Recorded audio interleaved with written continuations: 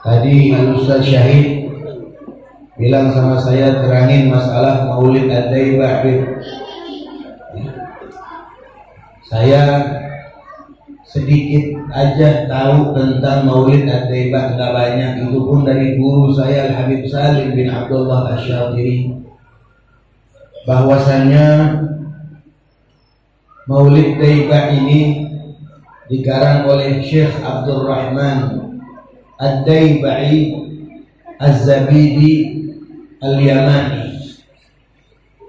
Beliau ini tinggal di kota Zabid, Yaman Utara.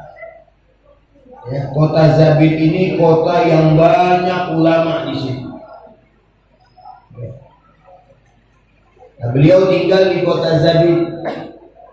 Ad-Daibai, kata-kata Ad-Daibai ini bisa diartikan dua. Bisa dimaknakan yang berwajah putih, karena Syekh Abdurrahman Ad-Daibai ini punya wajah putih beliau. Ad-Daibai ini orang yang mempunyai wajah putih, Daibai. Ada juga yunsab ila qaryah Ad-Daibai, dinisbatkan ke kampung Daibah, makanya dikatakan Ad-Daibai. Ya, kalau kita sebutnya biasanya Diba ya. Ya, Maulid Diba. Nah, katanya aslinya Ad-Daibai, Daibah. Kita kan rata-rata nggak mau ribet kalau mau ya. Biasanya kita Diba. Mau mana lo? Kan gitu ya. Asalnya kan mau kemana kamu? Ya. Mana lo? Biasanya kita begitu kalau ngomong ya. Jadi Maulid Ad-Daibah, dan beliau ini Syekh Abdurrahman Ad-Daibai, beliau julukan beliau ini hafiz. Jadi nggak sembarangan, Pak. Makanya terkadang saya heran kalau ada orang yang kok dia berani mengharamkan pembacaan Maulid, berani, sedangkan yang karang Maulid ini ulama besar. Al-Imam Syekh Abdurrahman Ad-Daibai ini beliau hafiz. Hafiz ini orang yang hafal 100.000 hadis. 100.000.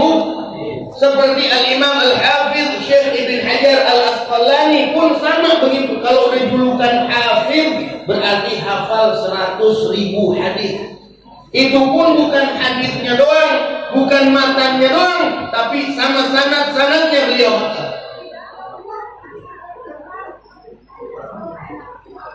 Jadi an fulan qala Rasulullah sallallahu alaihi wasallam innamal a'malu binniyat wa innamal likulli imrin ma nawa faman kanat hijratuhu ila Allah wa rasulih fa hijratuhu ila Allah wa rasulih wa man kanat hijratuhu lidunya yusibuha aw imra'atin yankihuha fa hijratuhu ila ma hajara ilaih. Itu baru satu hadis, Pak. Apa kita kira-kira? Yang baru saya sebut apa namanya? Itu baru satu hadis. Ini beliau hafal 100.000 hadis. Jadi orang alim yang karang Maulid semuanya orang alim. Al-Imam Al-Barzanji, Al-Imam Al-Hariri yang mengarang kitab Maulid Syaraful Anam, Al-Habib Ali bin Muhammad bin Hussein Al-Habsyi, ulama besar di kota Seoul yang karang Maulid Sumtud Duror. Sampai sekarang pun Al-Habib Umar bin Hafiz kita lihat, beliau ulama besar yang karang kitab dia ulama. Jadi bukan orang sembarang yang karang Maulid, Pak.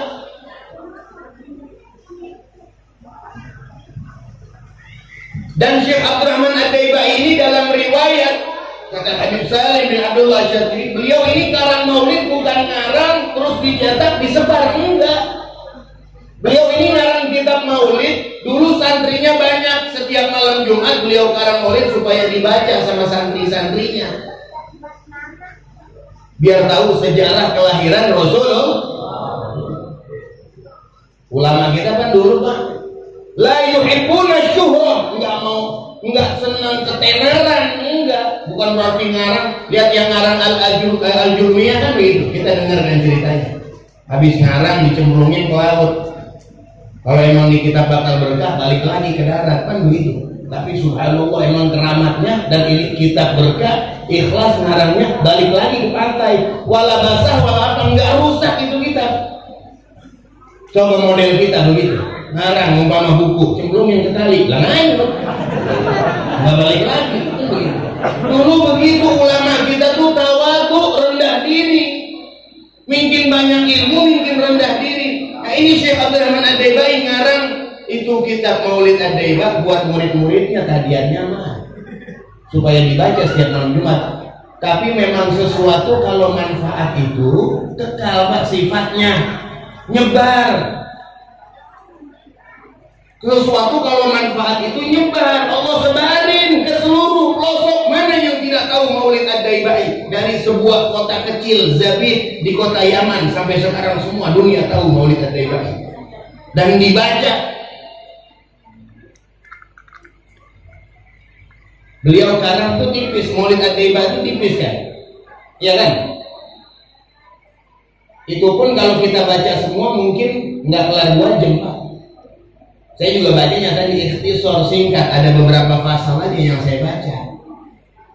Kalau kita baca semua sampai zuhur mungkin. Ya.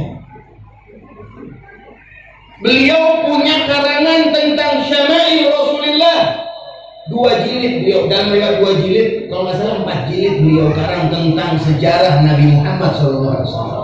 Sengaja tuh beliau karang kitab Maulid yang tipis supaya bisa dibaca bareng-bareng dalam waktu yang singkat sejarah Rasulullah SAW. Kan begitu. Jadi berkah, enak, manfaat. Sesuatu kalau manfaat juga nggak ada bosannya. Iya benar. Kita dengerin hampir tiap hari, mungkin kita hadir Maulid dengerin ya Nabi salam alaika. Tiap hari nadanya itu aja, tapi kita nggak pernah bosan. Karena apa? Manfaat. Nyerap hati. Banyak orang yang tadinya kagak mau ngaji, begitu hadir Maulid, alhamdulillah mau ngaji. Ini Maulid banyak manfaatnya Mak. Kalau nggak ada manfaatnya, kita juga udah bosan dengannya. Kayak lagu modelnya. Lagu kan begitu, biar tenar bagaimana nih lagu. Dulu lagu bagaimana kurang tenar. Lagu aja lagu yang Ayu Ting Ting kemana-kemana yang judulnya keder begitu, sampai bocah kecil nyanyiin. Sekarang hilang nggak? Habis kan? Nggak ada manfaatnya, sebulan 2 bulan habis. Sekarang lagi ada lagu lagi. Apa lagi jarang yang terang? Jarang goyang. Entar sebulan 2 bulan habis. Tapi lihat ya Nabi salam alaika 100, 200 tahun, 300 tahun kagak bosan-bosan kita dengarnya Pak. Kalau manfaat mah begitu. Kalau di Maulid udah kagak manfaat, udah gak bakalan lama. Dan banyak yang melewati kurun-kurun ulama nih tentang Maulid ini. Banyak Al-Imam An-Nawawi, Al-Imam Syekh Ibn Hajar Al-Haytami, Al-Imam Ramli, banyak Al-Imam Syekh Al-Islam Zakaria Al-Ansari. Banyak tuh kurun-kurun masa-masa ulama yang mereka tahu Maulid Diba, Maulid Syaraful Anam, Maulid Barzanji, nggak pernah ada komentar Maulid ini. Malah Al-Imam Ibn Taimiyah radhiyallahu anhu pun beliau mengatakan di dalam kitabnya anna qira'atul maulid, anna haflatul maulid huwa hasanun, hiya hasanun mahmudun. Itu adalah perbuatan yang baik yang terpuji. Di dalam kitabnya ada, saya pernah baca, yang mereka ambil itu jadi dalil Imam Ibn Taimiyah ternyata juga bilang begitu, bahwasanya maulid ini adalah apa? Satu perbuatan yang terpuji. Bagaimana tidak terpuji? Di dalam kita banyak bersalawat kepada Nabi Muhammad SAW. Nah ini para hadirin jemaah sekalian, mudah-mudahan ya dengan berkahnya ini hari kita peringati Maulid Nabi SAW. Tujuannya insya Allah mudah-mudahan agar kita menambahkan kecintaan kita kepada Rasulullah SAW. Amin ya Rabbal Alamin, dan selalu mendekatkan kita kepada Allah Subhanahu wa Ta'ala. Amin ya Rabbal Alamin. Sekian yang saya sampaikan, semoga bermanfaat buat kita semuanya. Hadallahu wa iyyakum ajma'in. Wassalamualaikum warahmatullahi wabarakatuh.